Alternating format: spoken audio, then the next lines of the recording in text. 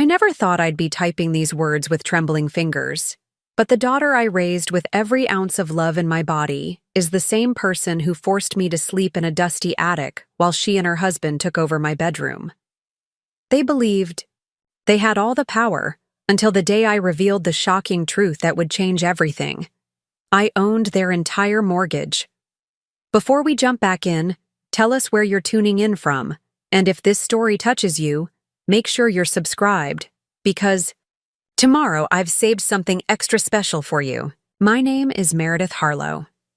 At 63, I expected to be enjoying the peaceful golden years of my life in Willowbrook, the charming coastal town where I'd built my life from scratch.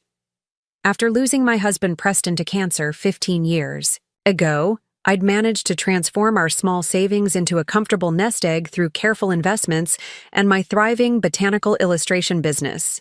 I wasn't wealthy by any means, but I was secure, at least financially. Emotionally was another matter entirely. My only daughter, Zara, had always been the center of my universe. From the moment I first held her in my arms, I promised to give her everything I never had: stability, education, and unwavering support. When Preston died, that promise only intensified. I became both mother and father, working tirelessly to ensure Zara never felt the absence of her father in terms of opportunities or experiences. The irony wasn't lost on me that my dedication to giving her everything would eventually lead to her taking everything from me. It began innocently enough. Zara and her husband Nico had been married for 3 years when they approached me about temporarily moving into my home while they renovated their first house, a charming Victorian in Oak Ridge Heights they'd purchased 6 months earlier. "It's just for 3 months, Mom," Zara assured me, her hazel eyes, so like her father's, wide with sincerity. "The contractor found black mold in the basement, and it's not safe for us to stay there during remediation." "Of course you can stay," I said without hesitation. My 3-bedroom Craftsman had felt too large, too empty since Preston died. "You know this will always be your home." Those words would come back to haunt me in ways I couldn't imagine. The first week was blissful. Having Zara back under my roof reminded me of happier times.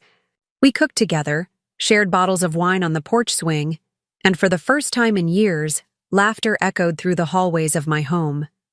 Nico was charming and attentive, always offering to help with household repairs or technology issues.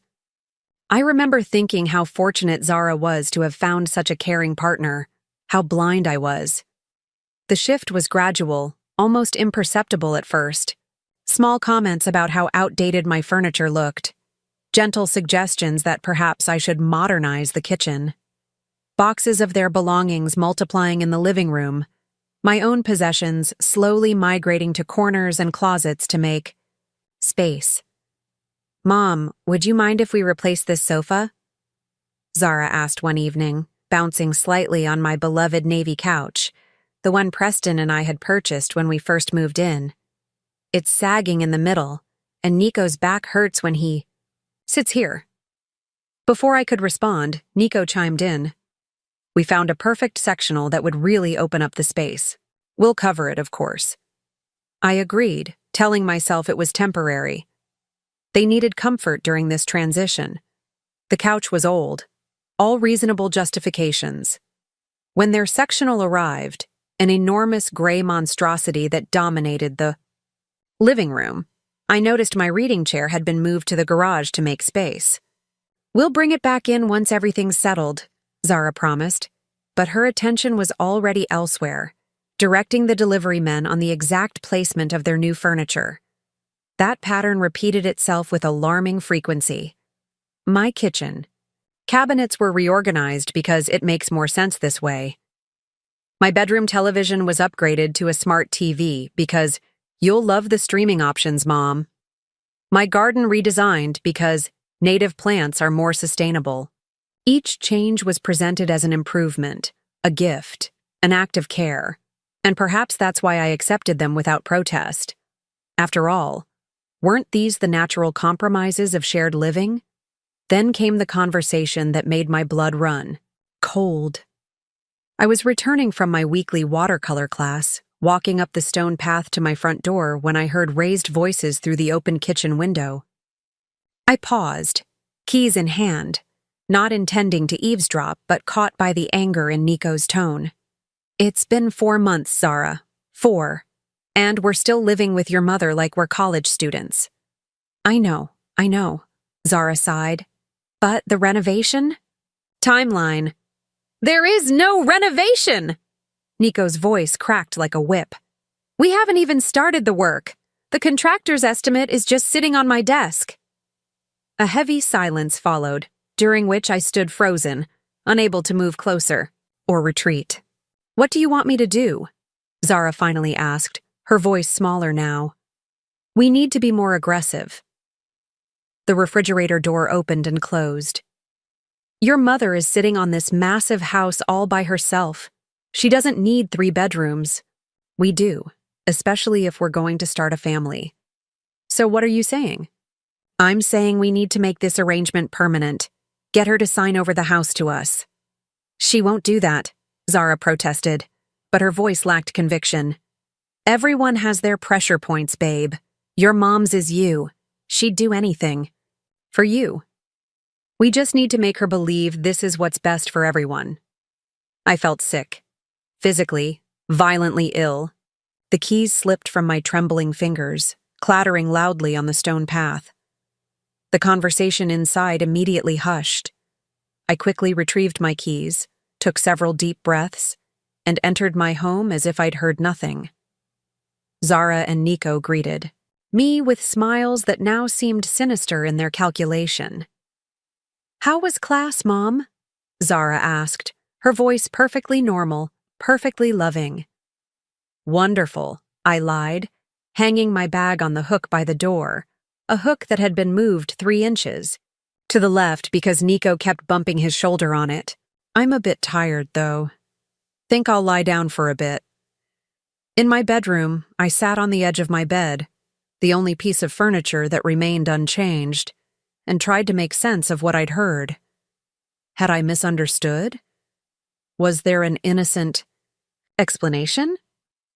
The rational part of my brain searched desperately for alternative interpretations, but my gut knew the truth. My daughter and her husband had moved in with no intention of leaving. That night, I barely slept.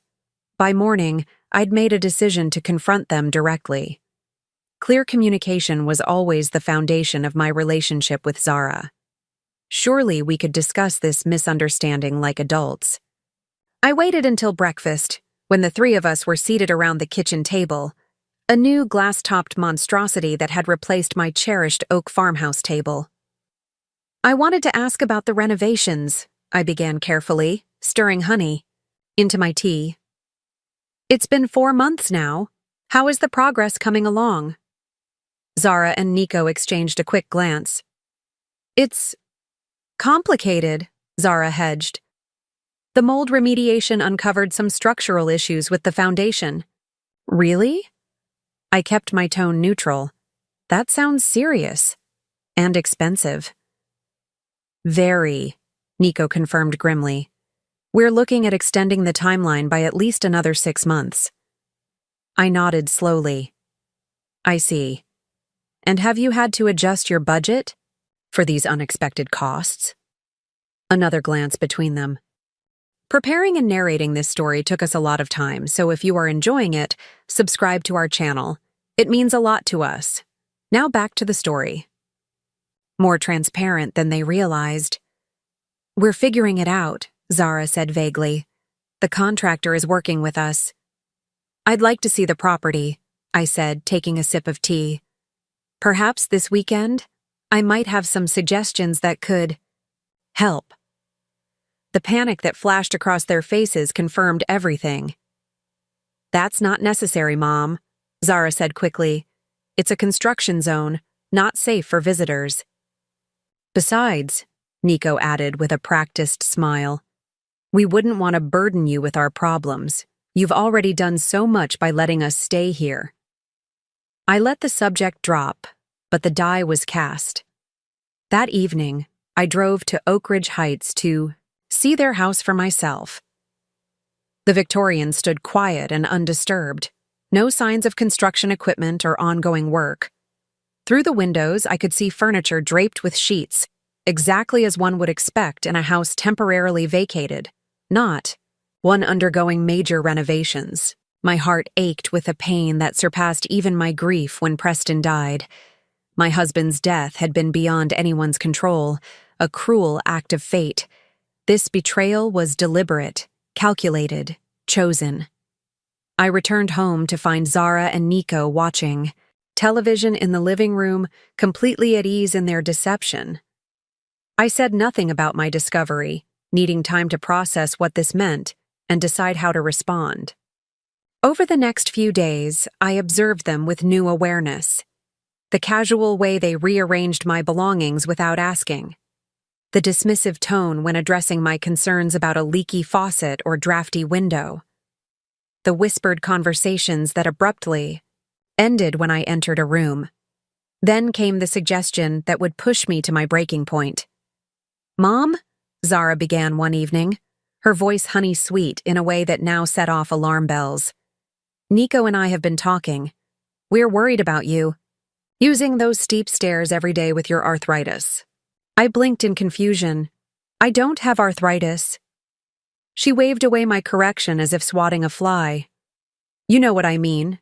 You're not getting any younger, and falls are the leading cause of injury in people over 60. I'm perfectly capable of navigating my own staircase, Zara," I said, an edge creeping into my voice. "Of course you are," she soothed. "But wouldn't it make more sense for you to use the converted attic bedroom? It's cozy, and you'd have your own bathroom. Plus, Nico and I could take the master bedroom, which would give us more space to set up a nursery in the guest room when the time comes." The suggestion was so brazen, so entitled, that for a moment I couldn't respond. They wanted to relegate me to the attic of my own home, the small space Preston had converted into a home office years ago.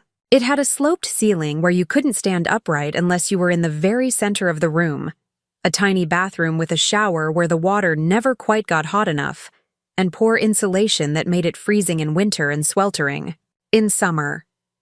"You want me to move to the attic?" I finally managed. "It's not like that," Zara protested, though her flushed cheeks betrayed her. "We're just trying to find the best arrangement for everyone while we're all sharing the house." "The house that I own," I reminded her quietly. "Well, technically, yes," Nico interjected, his tone reasonable and measured like he was explaining something to a child. "But family is about sharing, right? About supporting each other through difficult times?" I wanted to scream, to rage, to demand they leave immediately. But 63 years of being nice and accommodating don't vanish in an instant. Instead, I found myself nodding, agreeing to consider it, and retreating to my bedroom, soon to be their bedroom, to think. That night, I made 2 decisions that would change everything. First, I would give them exactly what they wanted, moving to the attic without complaint. And second, I would begin gathering the resources and evidence to reclaim what was mine. The following weekend, I packed my belongings and relocated to the attic. Zara seemed momentarily thrown by my lack of resistance, but quickly recovered. "You'll love it up here, Mom," she insisted, arranging a vase of daisies on the small desk beneath the window. "It's like having your own private apartment." If by apartment she meant prison cell, perhaps she was right. The space was cramped. The air stale despite the single window I kept open whenever possible. The ceiling sloped so severely that I bumped my head at least 3 times a day until I learned to move like a hunched creature, always aware of the limitations of my space. From my attic perch, I watched as Zara and Nico continued their takeover of my home. They repainted walls without consultation, replaced more furniture, and gradually moved my photographs and mementos into storage boxes that found their way to the garage or basement. But while they believed they were cementing their control, I was silently working on my counteroffensive. The first step was understanding exactly what I was dealing with. Late one night, while they were at a dinner party, I searched their room.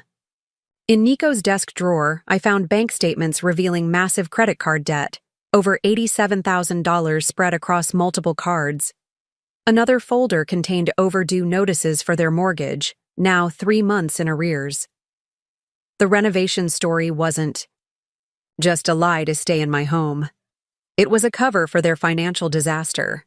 I also discovered something that made my blood run cold. Preliminary paperwork for transferring property ownership, with blank spaces where my signature would go.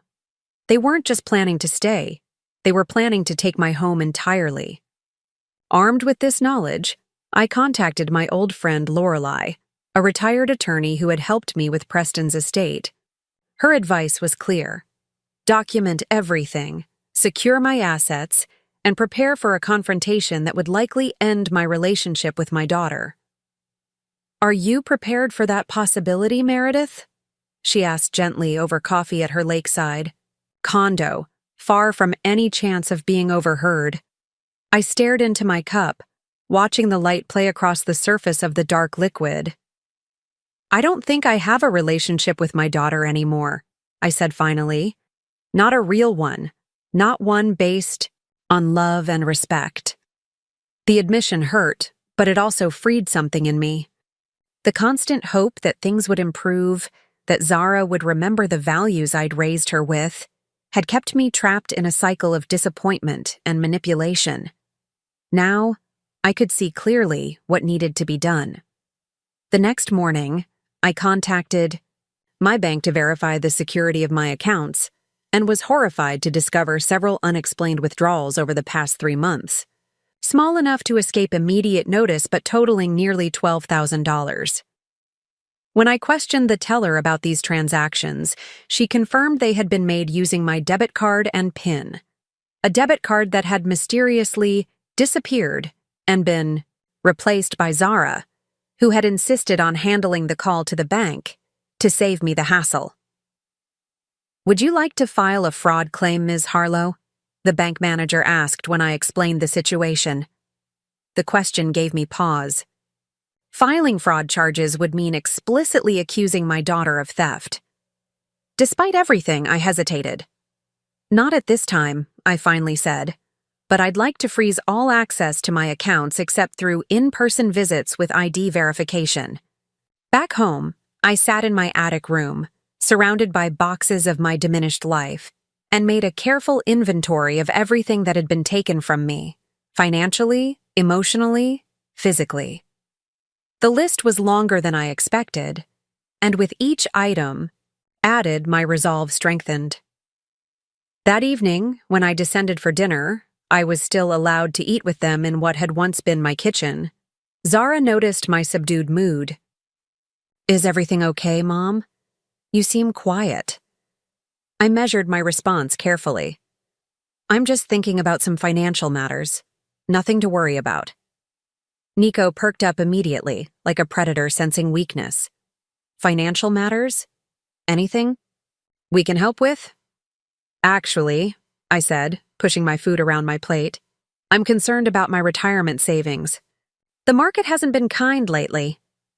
The trap was set, and they walked right into it. "You know," Nico said, attempting to sound casual, "Zara and I have been talking.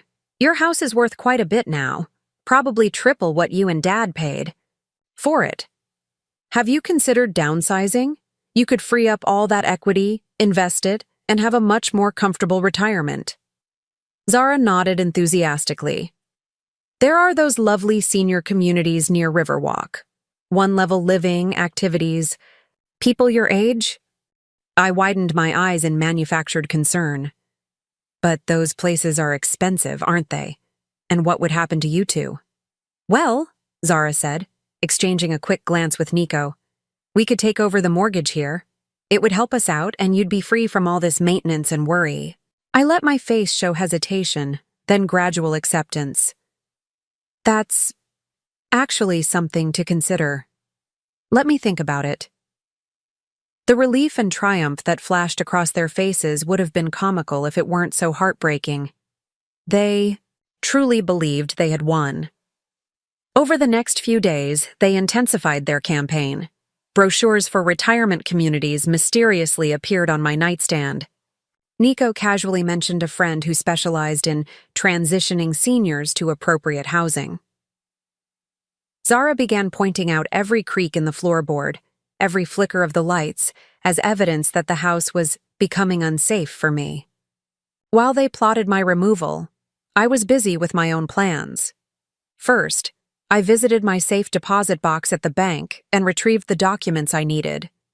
Then, I made an appointment with Lawrence Kaplan, the longtime family attorney who had handled Preston's affairs after his death. Finally, I arranged a meeting with Marlene Chen at Coastal Community Bank. "Ms. Harlow," Marlene greeted me warmly in her office overlooking the harbor. "It's been too long. How can I help you today?" I placed a folder on her desk. "I need information about a mortgage loan that I believe is held by your bank." She frowned slightly. "You know I can't disclose details about other customers' accounts, even if I'm the one who co-signed the loan?" I slid a document across the desk. The original mortgage agreement for Zara and Nico's Victorian in Oak Ridge Heights, bearing my signature as guarantor. Marlene's expression cleared as she examined the document. "I see. In that case, yes, I can discuss this with you." What followed was a sobering confirmation of what I'd already suspected. Zara and Nico hadn't made a mortgage payment in 4 months. The bank was preparing foreclosure proceedings. Their financial house of cards was on the verge of collapse. But there was something else, something I hadn't known until that moment. "Ms. Harlow, are you aware that as co-signer, you're fully liable for this debt if they default?" I nodded slowly. I understood that when I signed. What I didn't understand was how quickly they would abandon their responsibilities. Marlene looked sympathetic. "You have options. Since you're not on the title, you could let it go to foreclosure, though that would affect your credit. Or I could assume the loan," I finished for her. "Take over the payments and eventually take possession of the property." She nodded. "Exactly. Though that would require significant resources on your part." I smiled for the first time that day. What if I told you I already have those resources? 3 hours later, I left the bank with a new arrangement in place. The mortgage on Zara and Nico's Victorian now had a single name on it, mine. I had effectively purchased their house out from under them, without their knowledge. The foreclosure proceedings were halted, and Coastal Community Bank was very happy to have transformed a potential loss into a guaranteed return. What Zara and Nico never knew, what I had never seen a need to share with them, was that Preston had left me far better provided for than they realized.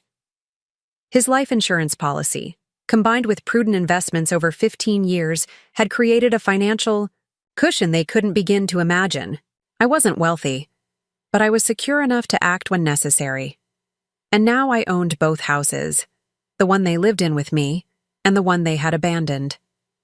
That night, I slept more peacefully than I had in months, despite the lumpy mattress and drafty windows of my attic room. I had taken back control in one significant way, but I wasn't ready to reveal my hand just yet. There were still more pieces to put in place. The following week brought a new development.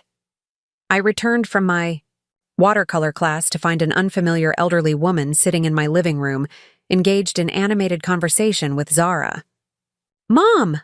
Zara exclaimed with excessive brightness. "This is Vivian from Sunset Haven Senior Living. I mentioned how you were considering your options, and she was kind enough to come by for an informal chat." I set down my art supplies slowly, taking in the scene.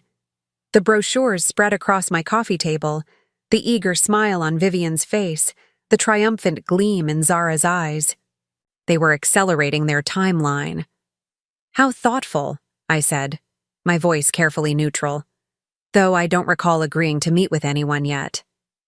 "It's just preliminary information," Zara said quickly. "No commitment." Vivian stood, extending a hand. "We have a lovely one-bedroom unit available next month. Zara mentioned you enjoy gardening? We have community plots available for residents." I smiled thinly. How convenient that a unit is available so soon. Over the next hour, I listened as Vivian extolled the virtues of Sunset Haven, the scheduled activities, the meal service, the 24-hour emergency response system. All for the reasonable monthly fee of $3,500, not including additional care services I might eventually need. And the best part, Vivian concluded, is that we handle the sale of your current home for you. Our partnership with Meridian Realty makes the transition seamless. I nodded thoughtfully. That does sound convenient. May I ask who at Meridian handles these arrangements? Marcus Jennings, Vivian said promptly. He specializes in senior transitions. Marcus Jennings, I repeated. Nico's racquetball partner, if I'm not mistaken. A flicker of surprise crossed Zara's face before she composed herself. Is he? What a small world. Indeed, I agreed pleasantly. Thank you, Vivian. This has been most informative. I'll certainly consider Sunset Haven when I'm ready to make a change. After Vivian left, Zara could barely contain her excitement. She said they could have you moved in by the end of next month. And they take care of everything. The house sale, the moving arrangements, all of it. It's a big decision, I said carefully. I'd want to consult with an attorney before signing anything. Zara's smile faltered slightly. An attorney? That's not necessary, Mom. Sunset Haven handles these transitions all the time. It's routine. Even so, I insisted. I'll speak with Lawrence Kaplan next week. Lawrence is old, Mom, Zara said dismissively. He's probably ready for Sunset Haven himself.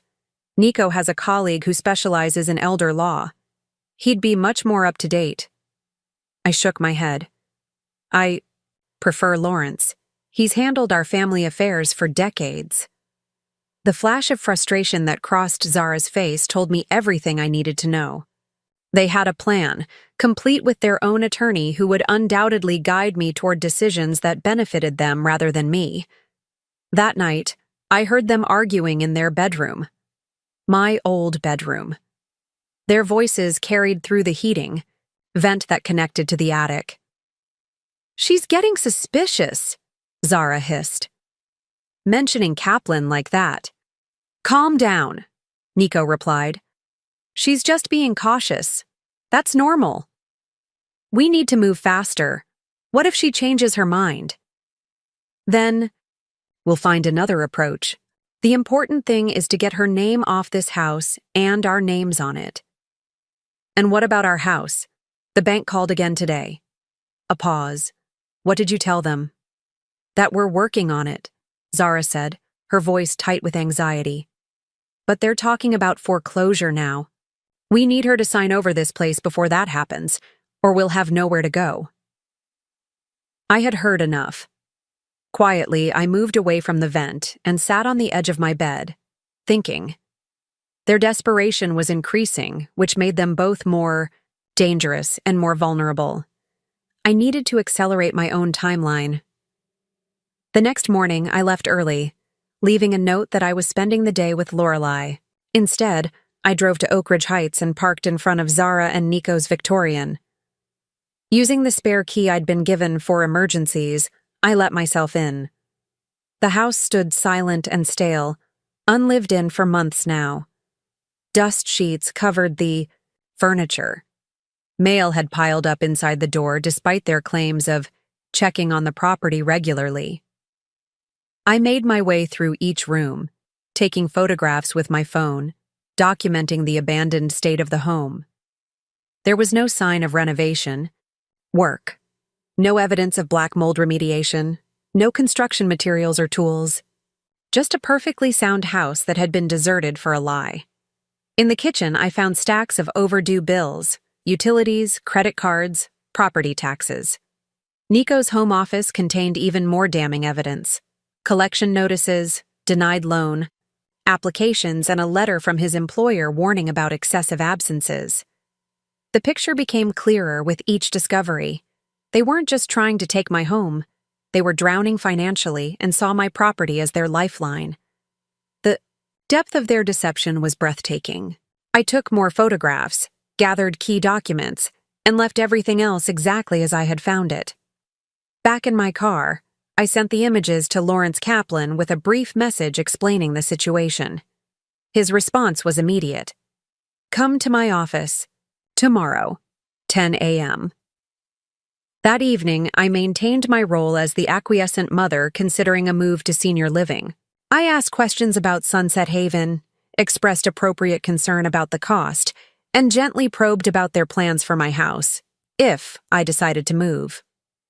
"We were thinking," Nico said, all practiced casualness, "that it might make sense for us to take over your mortgage. Since we're family, we could keep it simple, no real estate agents or banks involved."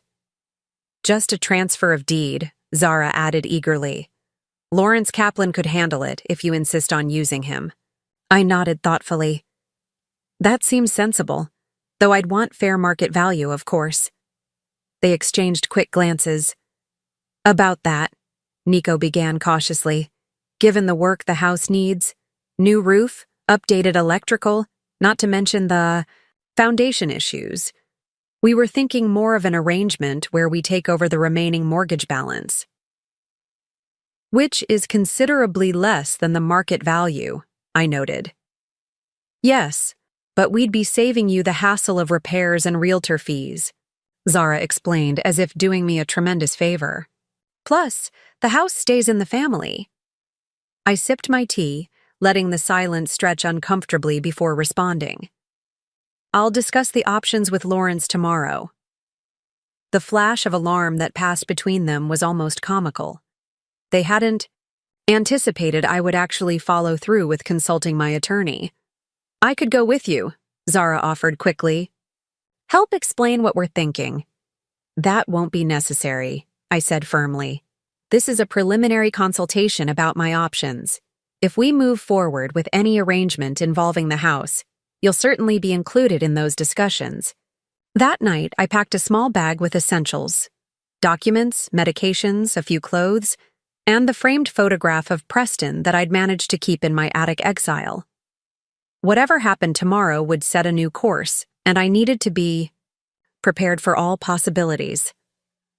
Morning came with a sense of both dread and determination. I dressed carefully in a tailored suit I hadn't worn in years, the one Preston had always said made me look formidable. I needed that armor today. Downstairs, Zara was already awake, pacing the kitchen with barely contained anxiety. "You're up early," I observed, "and dressed for work. I thought you had Thursdays off." She startled slightly. "Oh, schedule change. Listen, Mom, about the meeting with Lawrence." "Yes?" "I really think I should come with you. These legal matters can be confusing and—" "I've been handling legal matters since before you were born, Zara," I interrupted, my voice firmer than usual. "I'm perfectly capable of understanding my options and making my own decisions."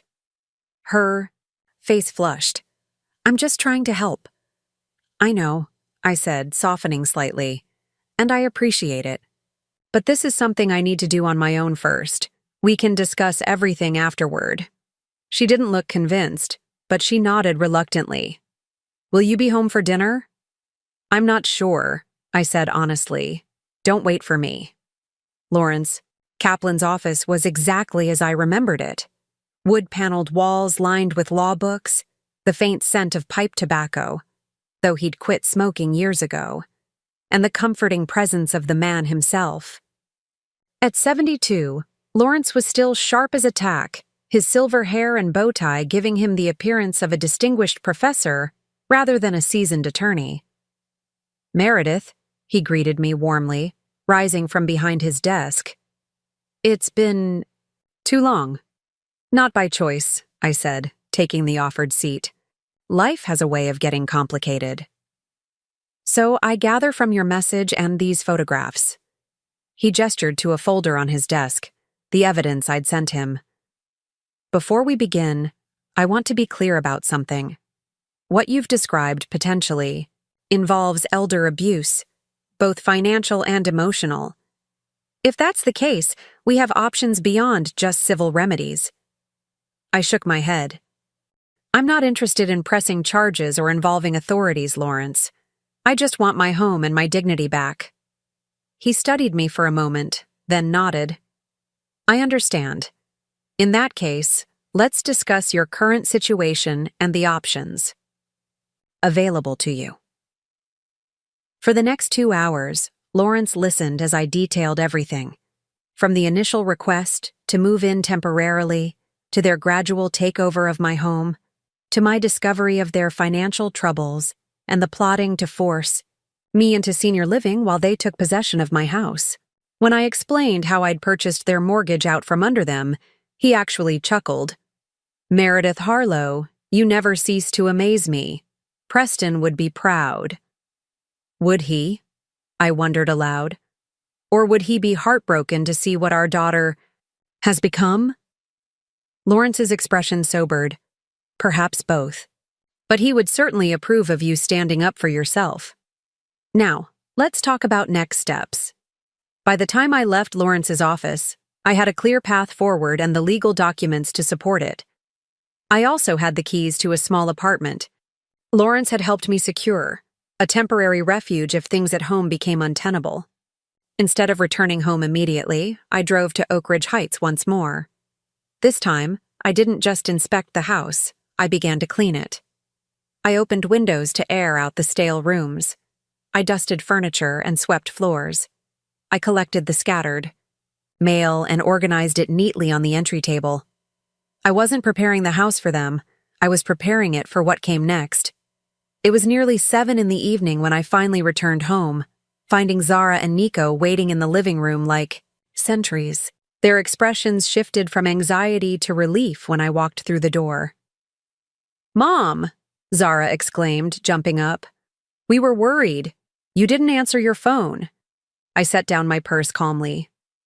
I turned it off during my meeting with Lawrence, and forgot to turn it back on. "I'm sorry if I caused you concern." "How did the meeting go?" Nico asked, trying and failing to sound casual. "Very informative," I said, hanging my coat in the closet. Lawrence had some excellent insights about my situation. They waited expectantly, but I offered nothing more, moving toward the kitchen to make a cup of tea. They followed like anxious shadows. "Did you discuss the house?" Zara finally pressed. When I remained silent, I turned to face them, teacup in hand. "Yes, we discussed the house. Both houses, actually." The color drained from Nico's face. "Both houses?" "Yes," I said evenly. "This one and the Victorian in Oak Ridge Heights that you abandoned 4 months ago. The one with no black mold, no renovation work, and no structural issues. The one you're about to lose to foreclosure." They froze, the blood draining from their faces as they realized I knew everything. "Mom, we can explain," Zara began, her voice trembling. I held up a hand to silence her. "I've seen the house, Zara. I've seen the bills, the collection notices, the warning letter from Nico's employer. There's nothing to explain.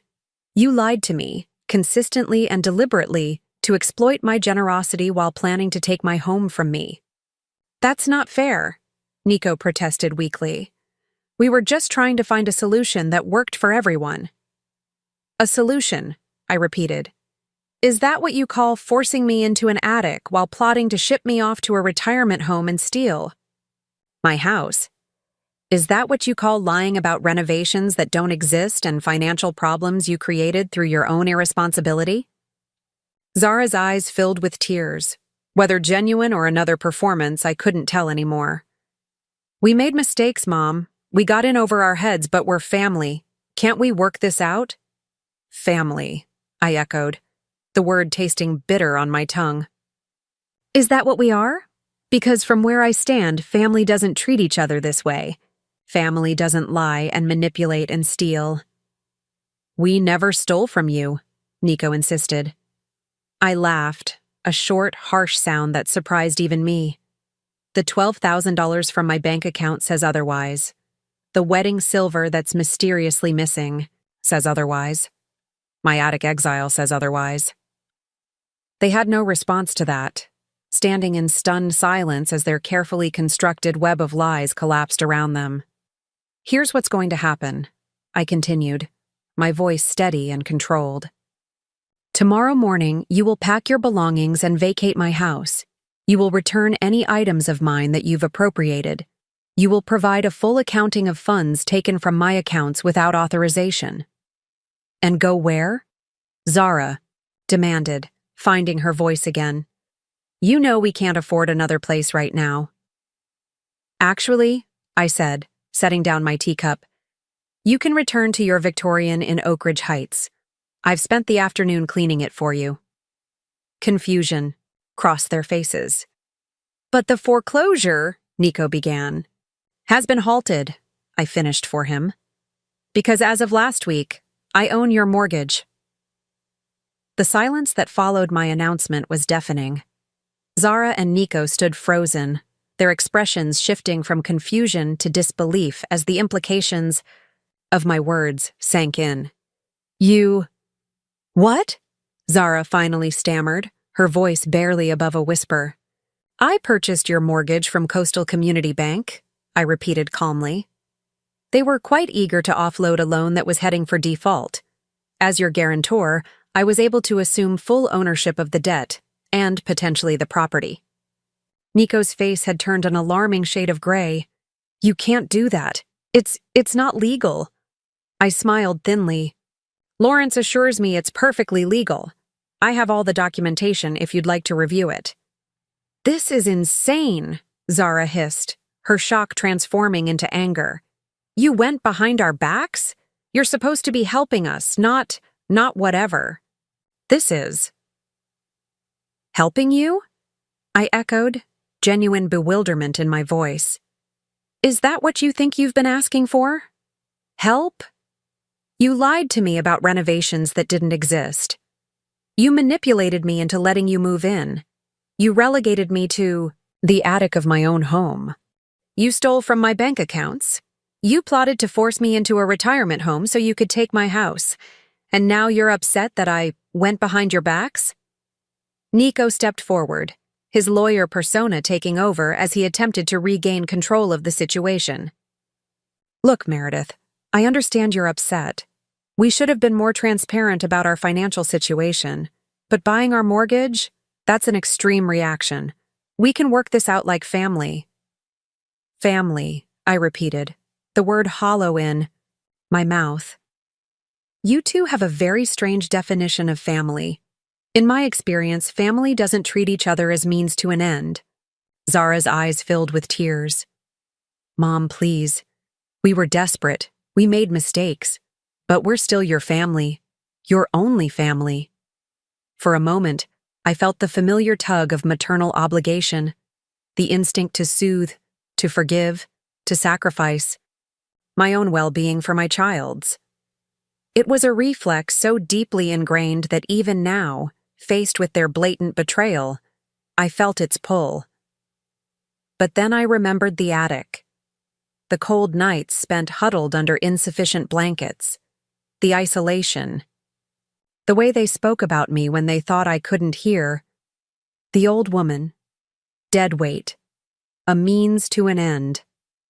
I remembered my missing wedding silver and the unauthorized withdrawals from my account.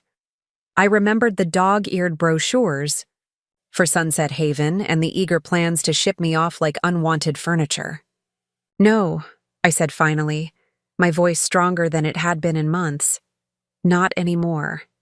You stopped being family the moment you decided I was nothing more than an obstacle to your financial salvation." "So what now?" Nico demanded, desperation edging into his tone. "You're going to throw us out? Force us back to a house we can't afford?" "That's entirely up to you," I replied. "As the mortgage holder, I'm offering terms. You can return to your home in Oak Ridge Heights and resume payments. To me, not the bank. The interest rate will remain the same. Any missed payments will be added to the principal. Or you can choose to walk away, in which case, I'll take possession of the property and sell it to recoup my investment." "And if we stay here?" Zara challenged, crossing her arms defensively. That's not an option, I said quietly. You have until noon tomorrow to remove yourselves and your belongings from my home. Anything left behind will be considered abandoned property. You can't be serious, Zara's voice cracked with disbelief. You're throwing your own daughter out on the street? Over what? A few white lies? Some borrowed money? The audacity of her characterization nearly took my breath away. Borrowed implies intention to return, Zara. And these weren't white lies. They were calculated deceptions designed to deprive me of my home and financial security. We were going to take care of you, she protested, just in a more appropriate setting for your age. My age, I repeated slowly. I'm 63, Zara, not 93. I'm in perfect health, mentally sharp, and fully capable of living independently, as I've been doing since your father died 15 years ago. The only appropriate setting for me is the home I've maintained and paid for through decades of hard work. Nico, sensing the conversation was spiraling beyond recovery, placed a restraining hand on Zara's arm. Let's take a step back here. We're all upset. Maybe we should sleep on this and discuss it with clearer heads tomorrow. There's nothing to discuss, I said firmly. My decision is final. You will vacate my home by noon tomorrow. You may return to your house in Oak Ridge Heights and resume mortgage payments, or you may find alternative arrangements. Those are your only options. Without waiting for their response, I turned and climbed the stairs to my attic room, for what I hoped would be the last night. Behind me, I heard the harsh whispers of their argument begin, but I didn't linger to eavesdrop. I'd heard enough of their true feelings to last a lifetime. In my small attic space, I sat on the edge of the bed and finally allowed myself to feel the full weight of what had transpired. The daughter I had raised, loved, sacrificed for. She had been planning my disposal as casually as one might plan to upgrade an appliance. The realization brought a wave of grief so profound it momentarily took my breath away. I picked up the framed photograph of Preston from my nightstand, tracing his face with my fingertip. What did we do wrong? I whispered to his smiling image. Where did we lose her? No answer came, of course, just the distant sounds of Zara and Nico's heated argument filtering up through the floorboards. I set the photograph down and began to pack what few belongings remained with me in the attic. Tomorrow would be a new beginning, one way or another. Sleep eluded me that night. Every creak of the house, every muffled voice from below kept me alert and wary. Around 2 a.m, I heard footsteps on the stairs leading to the attic. I sat up, heart pounding, as a gentle knock sounded on my door. Mom? Zara's voice, thick with tears. Are you awake? Can we talk? I hesitated, torn between maternal instinct and self-preservation. Finally, I rose and opened the door a few inches, keeping the chain lock engaged, a precaution I'd installed my third night in the attic after finding my jewelry box had been disturbed. Zara stood in the dim hallway, her face streaked with tears, looking younger and more vulnerable than she had in years. For a moment, I saw echoes of the little girl who had once crawled into my bed during thunderstorms, seeking comfort and protection. It's very late, Zara, I said quietly. I know, I'm sorry, but I couldn't sleep. She wiped at her cheeks with the back of her hand. Mom, please, we need to talk about this. I don't want it to end this way. How did you expect it to end? I asked, genuinely curious. When you were planning to move me to Sunset Haven and take my house, how did you see that playing out? She had the grace to look ashamed. It wasn't like that. Not completely. We were desperate, yes, but we would have taken care of you. From a distance, I noted. In a facility that would have drained my resources while you lived in my home. We made mistakes, she admitted, her voice breaking. Big ones. But please, Mom, don't throw away 35 years of mother-daughter relationship over this. We can fix this. Give us another chance. The plea tugged at my heart. But I had given chances before. So many chances. Every time money disappeared from my wallet. Every time a promised visit was canceled at the last minute. Every time my boundaries were ignored and my generosity taken for granted. I had forgiven, made excuses, convinced myself that next time would be different. There would be no next time. "I'm not throwing away our relationship, Zara," I said gently. "You did that when you decided I was nothing more than a means to an end. When you took my home, my dignity, and my trust. Some things once broken can't be repaired." Her face crumpled. "So that's it? You're just cutting me off? Your only child?" "I'm setting boundaries," I corrected. "Something I should have done long ago. You're an adult, Zara. Your choices have consequences. This is one of them." She stared at me for a long moment, her expression shifting from hurt to something harder, colder. "You'll regret this. When you're old and alone and have no one to help you, you'll remember this moment and wish you'd made a different choice." The threat was so nakedly manipulative that it almost made me laugh. This was the true Zara, the one who had schemed to take my home, who had dismissed me as dead weight, who saw my value only in what I could provide her. "I'd rather be alone than be used," I said simply, and closed the door. I listened as her footsteps retreated down the stairs, then sank onto the edge of my bed, trembling slightly.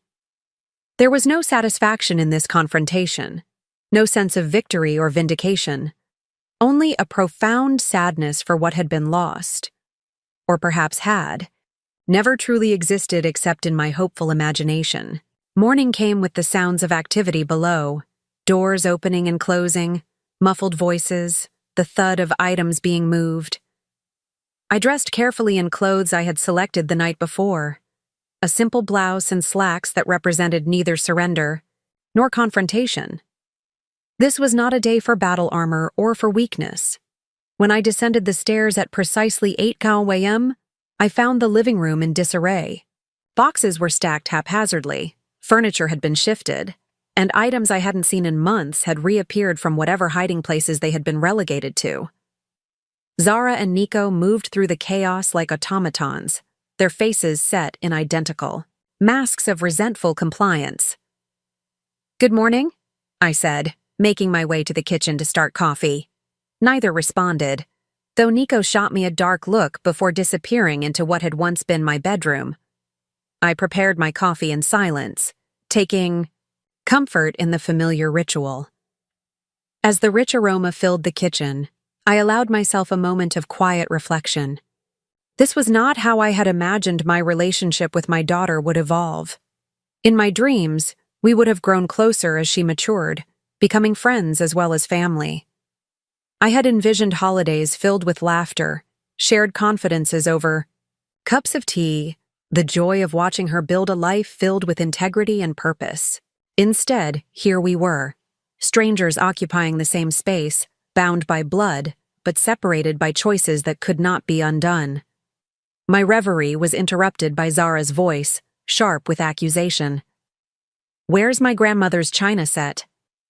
I turned to find her standing in the kitchen doorway, arms crossed defensively. "In the cabinet where it's always been," I replied calmly. "Though it's my mother's china, not yours." "You promised it to me," she insisted. "Years ago, you said I could have it when I got my own place." I nodded slowly. "I did, and you've had your own place for 4 years now. Yet you never took it, never showed any interest in it until this moment." "Because we were living in an apartment before the Victorian," she argued. "There wasn't space for a full china set. And now?" She faltered slightly. "Now I want what's mine." "It isn't yours, Zara," I said gently. "It was a conditional gift, one I'm rescinding, in light of recent events. The china stays with me." Her face flushed with anger. "You can't do that. You can't just take back things you promised me." "Actually, I can," I replied. Just as you can't simply take my home because it would be convenient for you. We don't always get what we want, Zara. Something you seem to have difficulty understanding.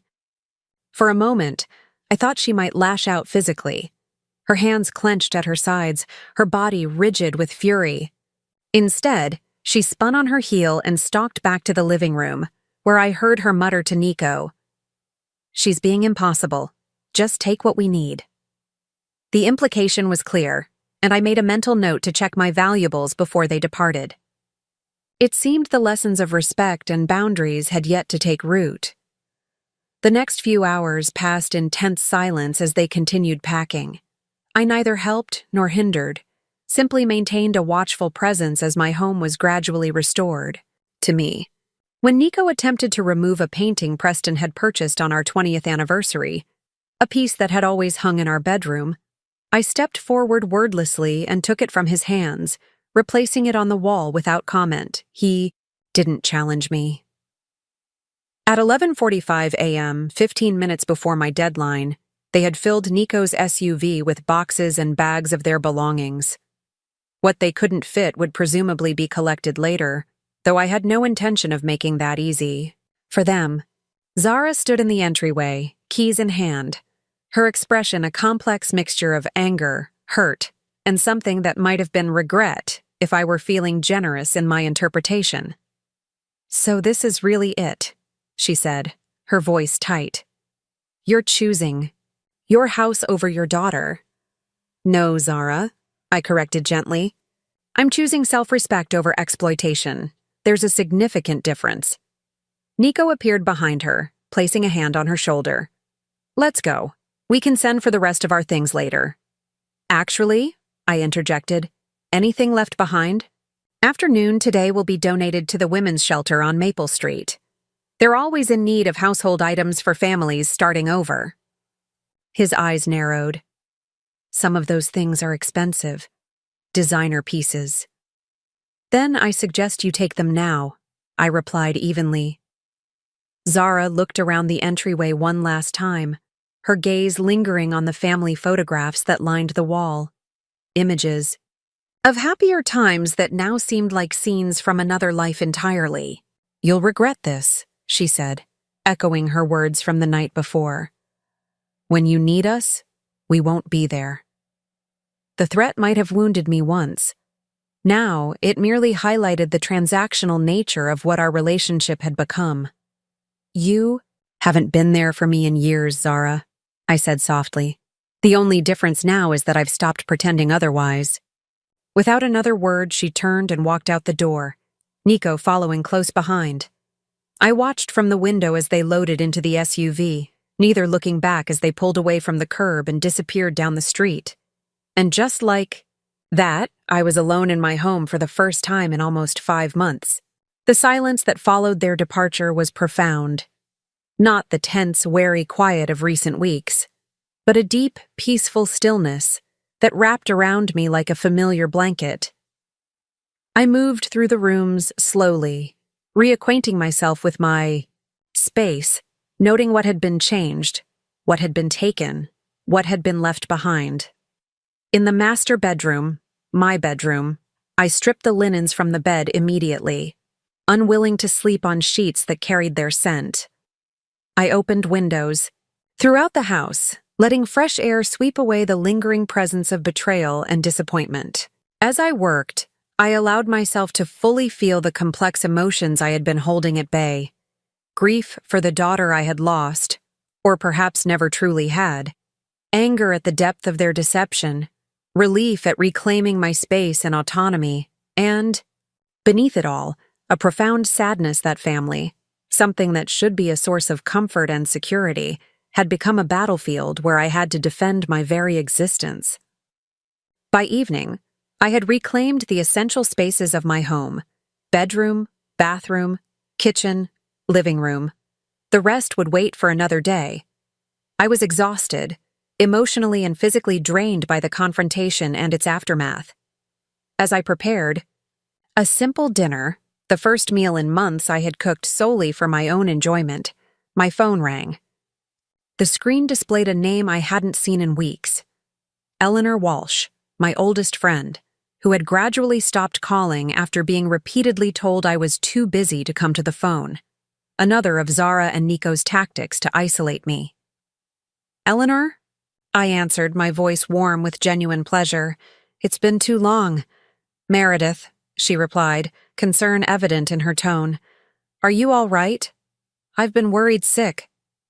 You haven't answered calls or texts in weeks, and when I stopped by last month, Zara said you were resting and couldn't be disturbed." The revelation didn't surprise me, but it stung nonetheless. "I'm fine now," I assured her. "But I have quite a story to tell you, if you have time to listen." "For you?" "Always. Do you want company? I could bring over that red blend you like and those cheese straws from Henrietta's bakery." The offer of simple friendship, genuine, unconditional connection, brought unexpected tears to my eyes. "I'd like that very much," I said, my voice slightly husky with emotion. An hour later, Eleanor arrived at my door, wine and cheese straws in hand, her familiar smile a balm to my wounded spirit. As we settled in the living room, now restored to some semblance of its former comfort, I began to share the full story of what had transpired in the months of my isolation. Eleanor listened with growing horror, her expressive face registering shock, anger, and dismay as I described Zara and Nico's campaign to take my home and dispose of me in a senior living facility. "Those ungrateful, manipulative—" She broke off, too furious to continue. "And to think I felt guilty for not trying harder to see you. I should have known something was wrong when they kept making excuses."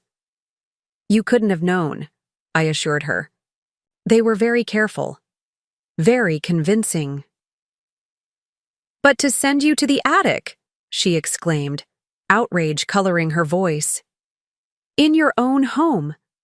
It's like something out of a Victorian novel. The inconvenient relative locked away in the attic." The comparison was apt enough to make me smile ruefully. At least they didn't claim I was insane. Though I suspect that might have been their next move if the Sunset Haven plan had fallen through. Eleanor reached across the sofa to clasp my hand tightly. "I'm so sorry, Meredith. No one should have to endure that kind of betrayal, especially not from their own child." "The worst part," I admitted quietly, "is that I still love her. Despite everything. Is that pathetic?" "It's human," Eleanor said gently. "She's your daughter. Of course you love her. That doesn't mean you have to accept her behavior or allow her back into your life on the same terms as before." I nodded, grateful for her understanding. "I've set boundaries now, clear ones, including taking ownership of their mortgage." At this revelation, Eleanor's eyes widened, then a slow smile spread across her face. "Meredith Harlow, you brilliant woman.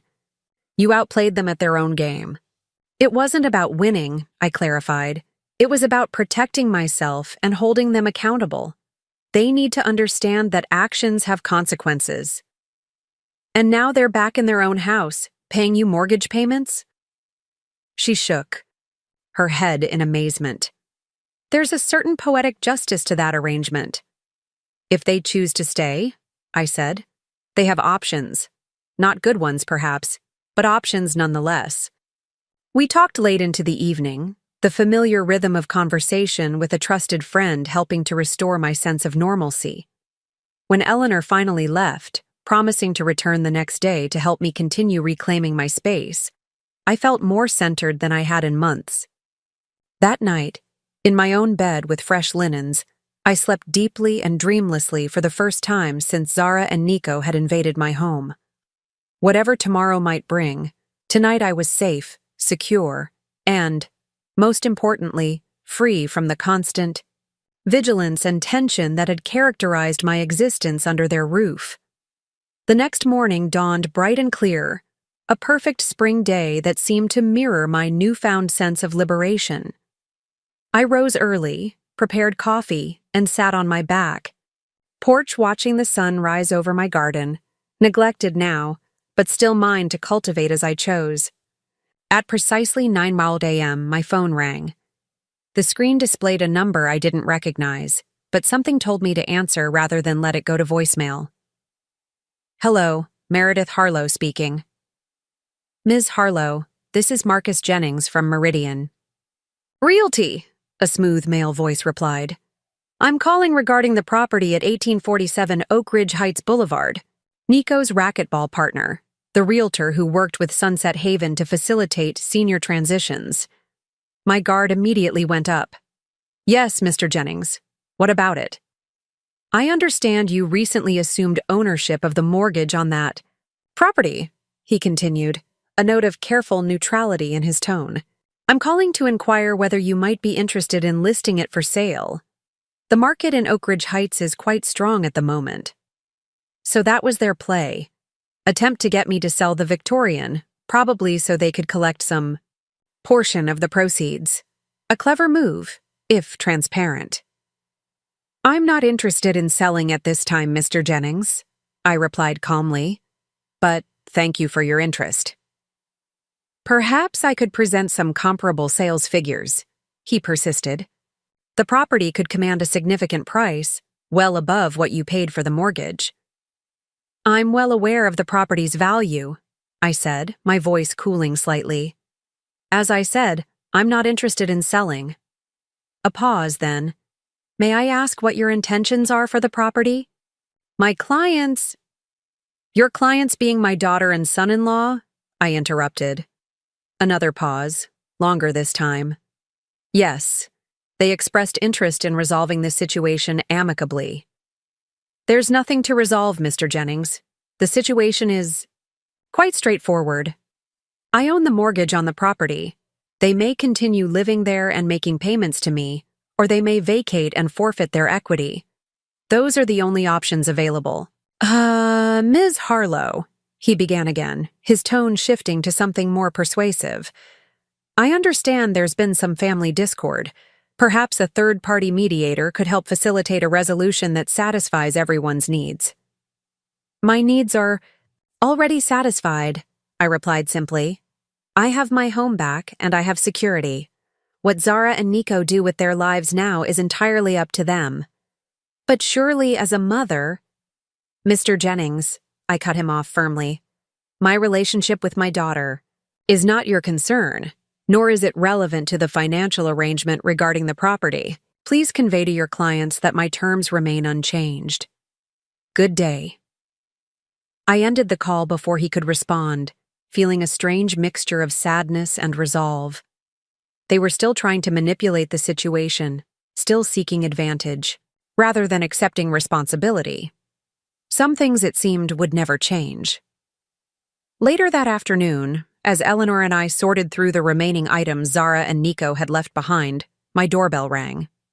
I exchanged a wary glance with Eleanor, before moving to answer it, half expecting to find Zara or Nico making another attempt to sway me. Instead, I found Lawrence Kaplan standing on my porch, briefcase in hand, his bow tie slightly askew as always. Lawrence, I greeted him with genuine pleasure. This is unexpected. Come in.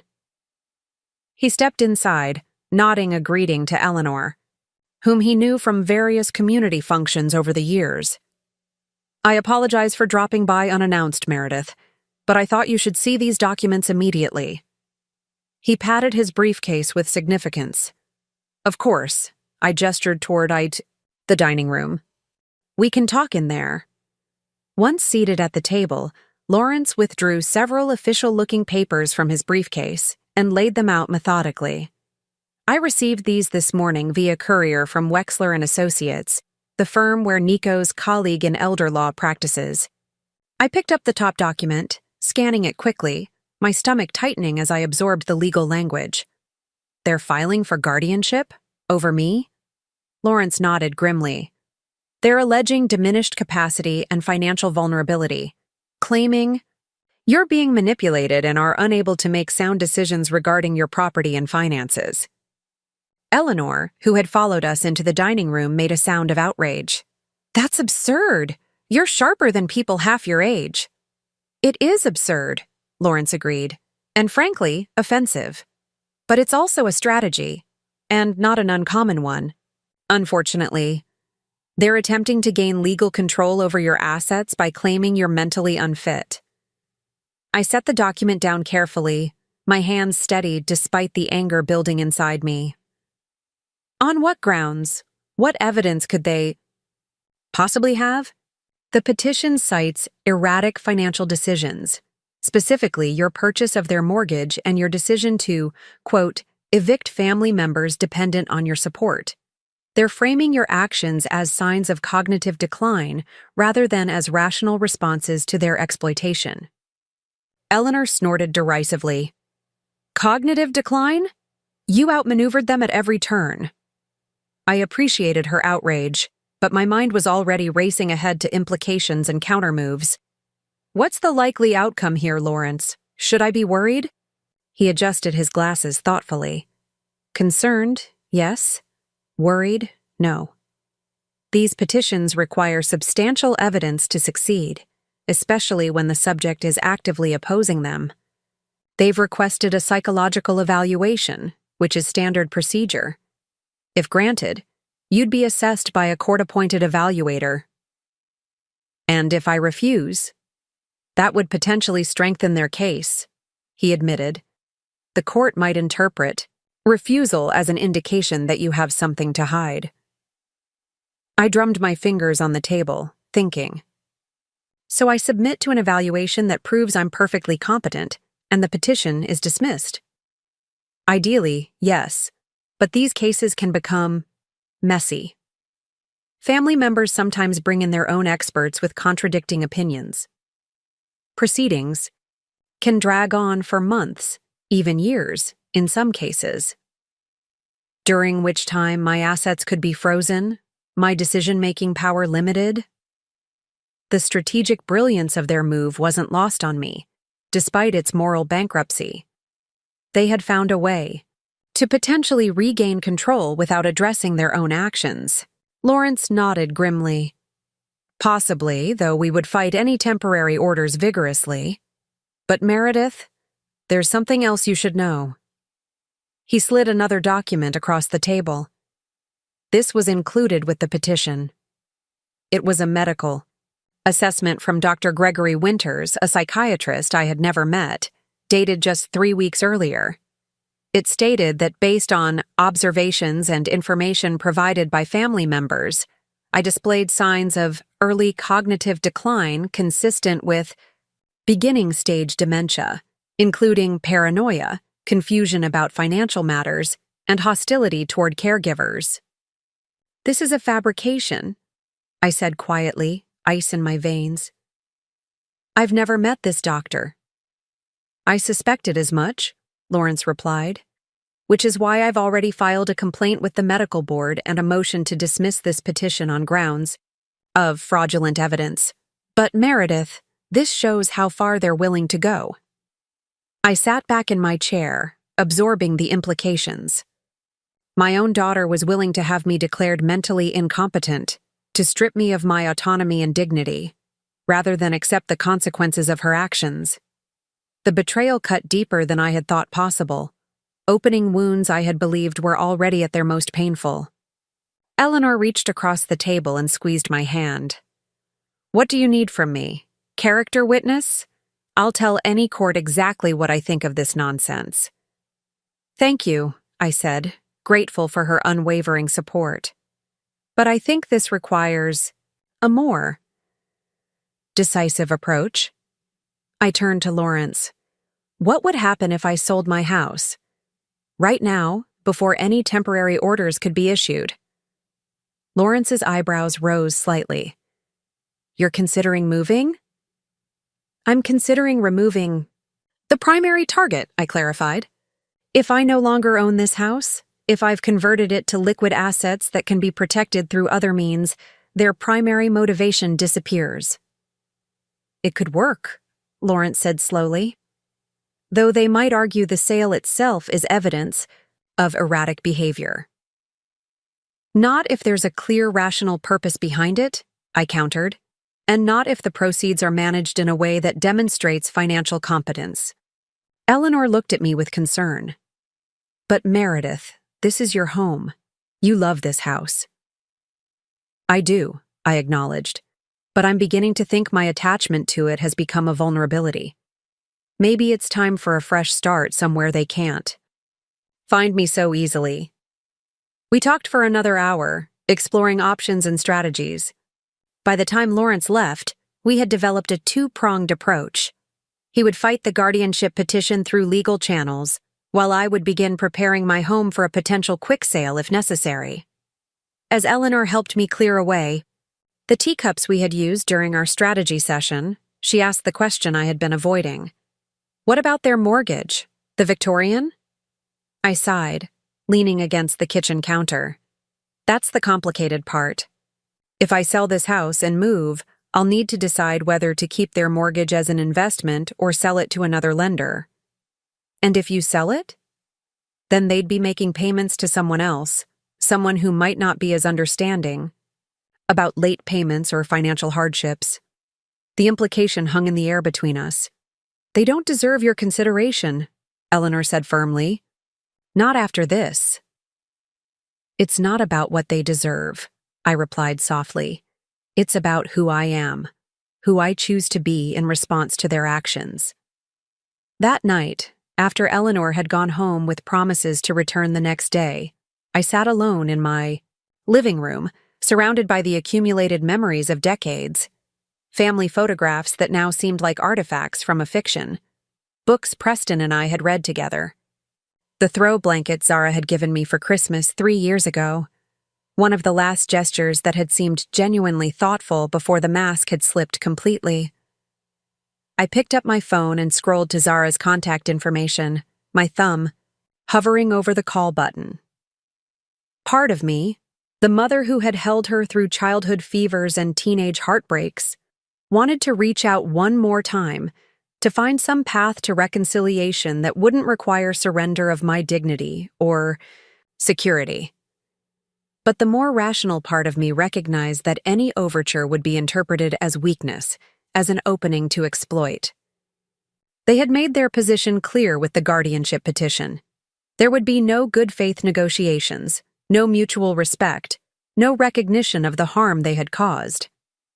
I set the phone down without calling. The following morning brought sunshine and a sense of purpose. I had slept surprisingly well, perhaps because a decision had crystallized in my mind during those quiet hours of reflection. I would sell the house, regardless of the outcome of the guardianship petition. Not out of fear or retreat, but as a positive step toward a new chapter of life, one defined by my choices rather than by the manipulations of others. I called Lawrence to inform him of my decision, then contacted a realtor I had known for years, someone with no connection to Zara, Nico, or Marcus Jennings. By noon, I had scheduled an appraisal and listing appointment for the following day. By evening, I had begun the bittersweet process of sorting through 30 years of accumulated possessions, deciding what to keep, what to sell, what to donate. Eleanor arrived as promised, bringing reinforcements in the form of 2 other friends. From our book club, Daphne and Gloria, women who had once been regular visitors to my home before Zara and Nico's campaign of isolation had taken effect.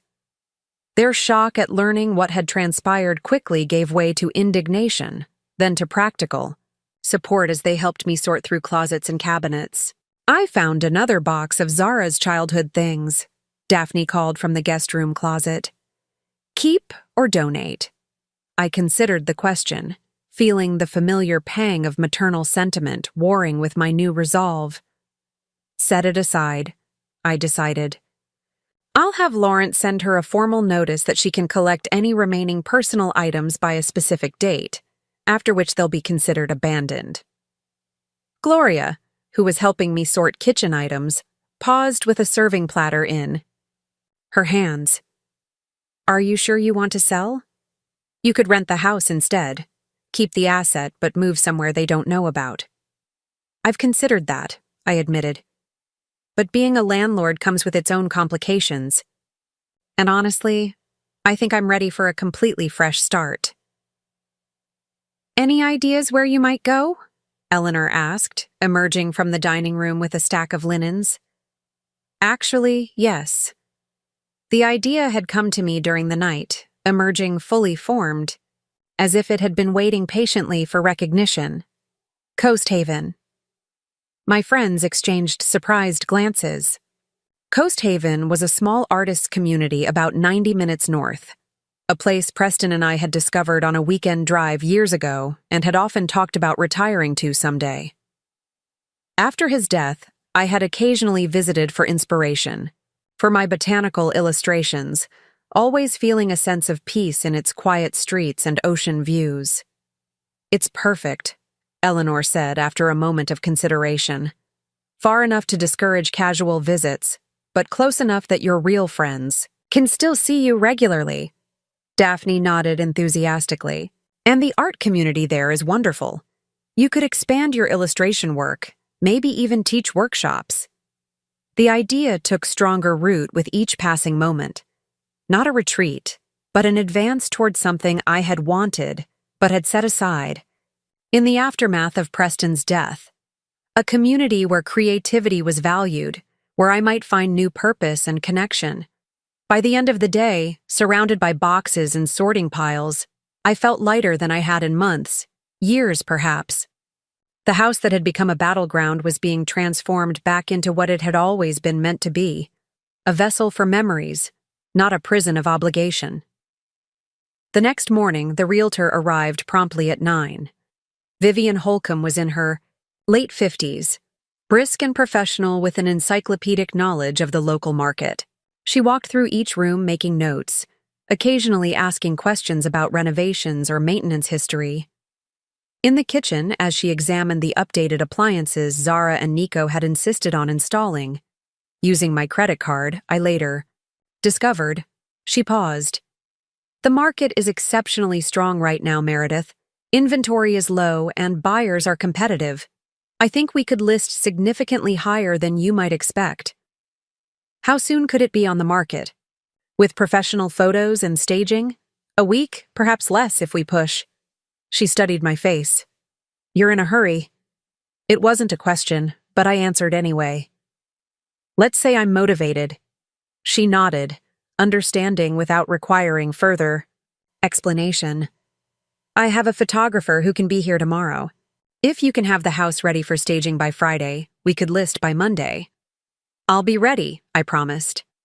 After she left, I continued the work of sorting and packing with renewed energy. The timeline was ambitious but achievable, especially with the help of my friends who had promised to return for what Gloria was now calling Operation Fresh Start. Around noon, my phone rang. Unknown number. I almost let it go to voicemail, wary of another contact from Zara or Nico's camp, but something prompted me to answer. "Hello? Ms. Harlow, this is Detective Sarah Emerson with the Willowbrook Police Department. Do you have a moment to talk?" My heart skipped a beat. "Of course, Detective. Is something wrong?" "I'm calling regarding a report that was filed this morning. A Marcus Jennings stated that he's concerned about your welfare, claims you may be being taken advantage of by individuals who have isolated you from family members trying to assist you." The audacity was breathtaking. They had escalated from legal maneuvers to involving law enforcement. "I see," I said carefully. "And did Mr. Jennings mention that he's a business associate of my son-in-law, or that they're currently the subjects of a complaint I've filed regarding elder financial abuse?" A pause. "No, he didn't mention those details." "Detective Emerson, I appreciate the department's concern, but I assure you I'm perfectly fine. In fact, I have 3 friends here with me right now helping me prepare for a house sale. You're welcome to stop by and verify my well-being in person if that would put the matter to rest." Another pause, shorter this time. "That won't be necessary, Ms. Harlow, but I do need to follow up on reports like this as a matter of procedure. Would it be possible for you to come to the station sometime this week to make a statement? That would allow us to close the file." "Of course. Would tomorrow afternoon work? Around 3? "That would be fine. Thank you for your cooperation, Ms. Harlow." After ending the call, I immediately phoned Lawrence to update him on this latest development. His reaction was one of controlled anger. "This is escalation," he said grimly. "They're attempting to create a paper trail of concerns about your mental state to support their guardianship petition. We need to counter with documentation of our own."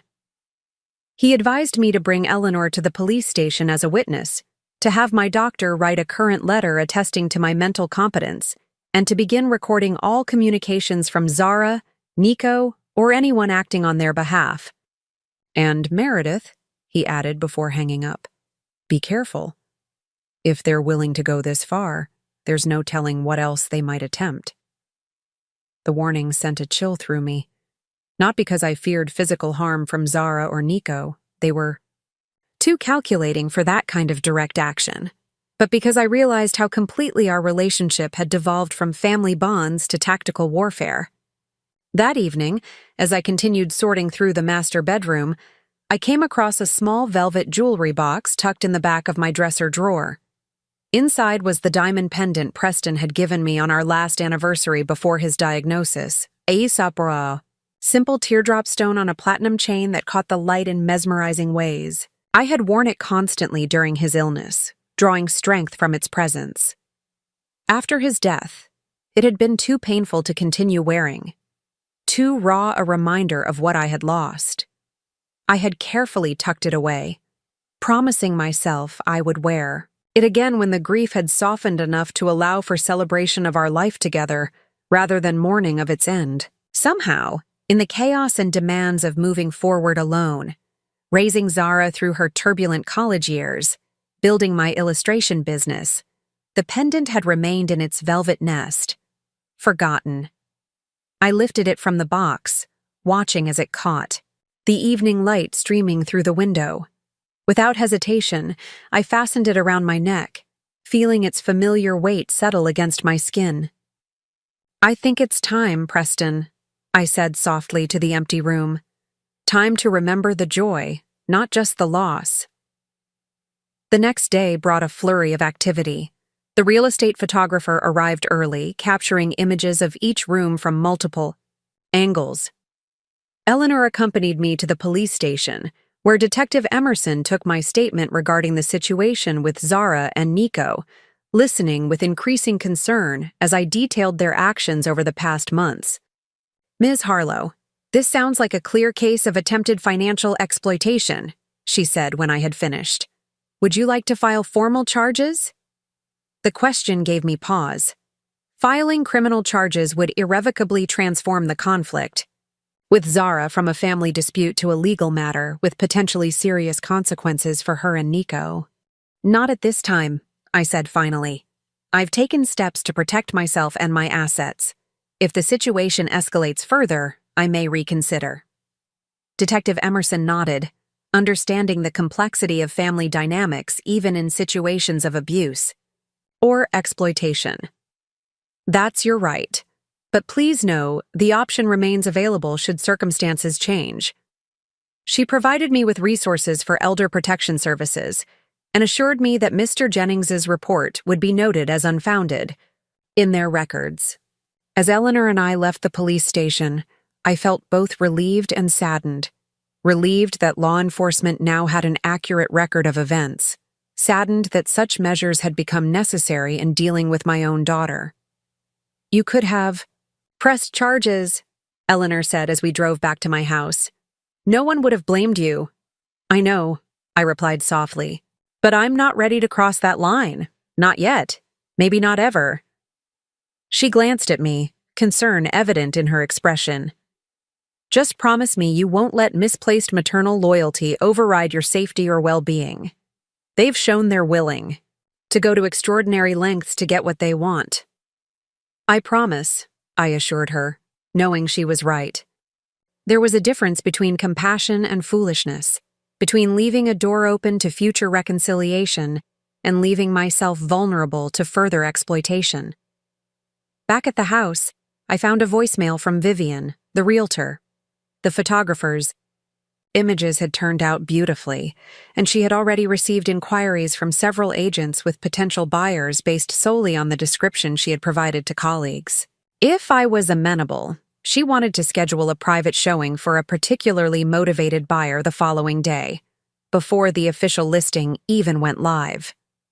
I returned her call immediately, agreeing to the showing. The momentum of change was building, carrying me forward with a sense of purpose and possibility that I hadn't experienced in far too long.